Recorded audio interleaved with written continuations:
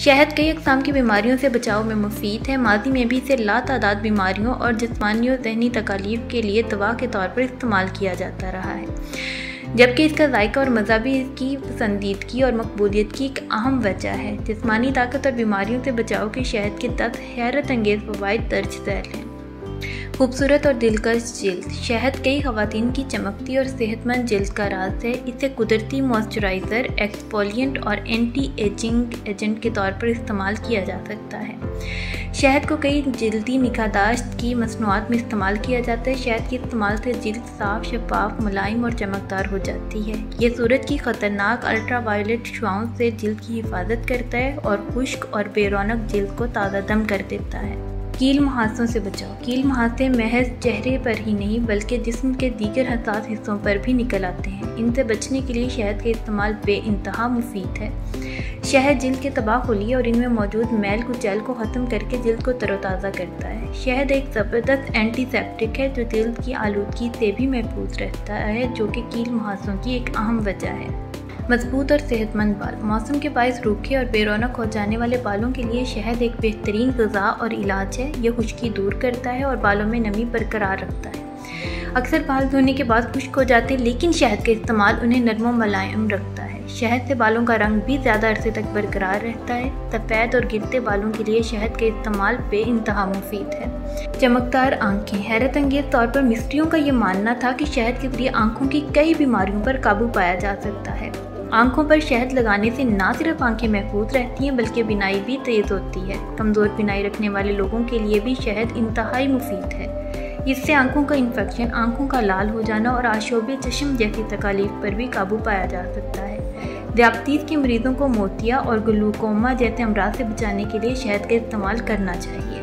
ज़ियादतीस पर काबू पाने के लिए शहद कुदरती शक्कर हासिल करने का एक बेहतरीन ज़रिया है, इसलिए इसे सफ़ेद शक्कर की जगह इस्तेमाल किया जा सकता है। शहद ना सिर्फ जिस्म को तवाना रखता है बल्कि ये सफ़ेद शक्कर की तरह नुकसानदेह भी नहीं है। अलबत्ता ज़ियादतीस के मरीजों को एतदाल में रहकर शहद का इस्तेमाल करना चाहिए और इसे इस्तेमाल करते हुए अपने शुगर लेवल को मॉनिटर करते रहना चाहिए।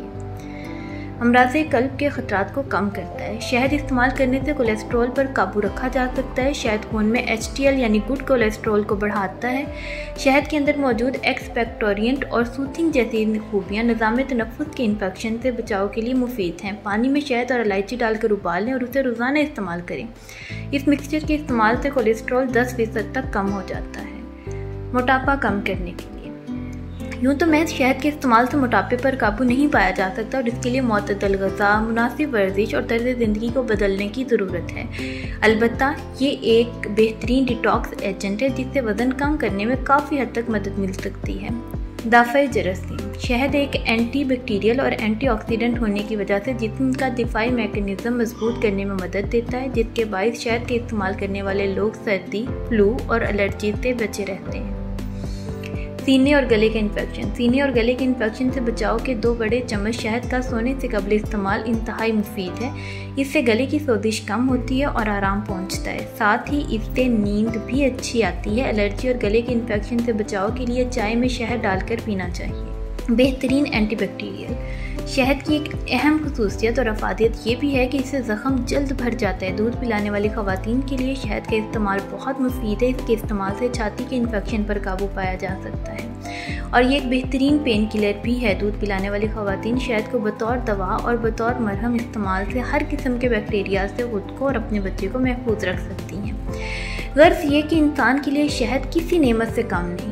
पानी, चाय और मीठे के साथ शहद के रोज़ाना इस्तेमाल से न सिर्फ इसका जायका बढ़ाया जा सकता है बल्कि इससे जिस्मानी और ज़हनी तवानाई भी बढ़ाई जा सकती है।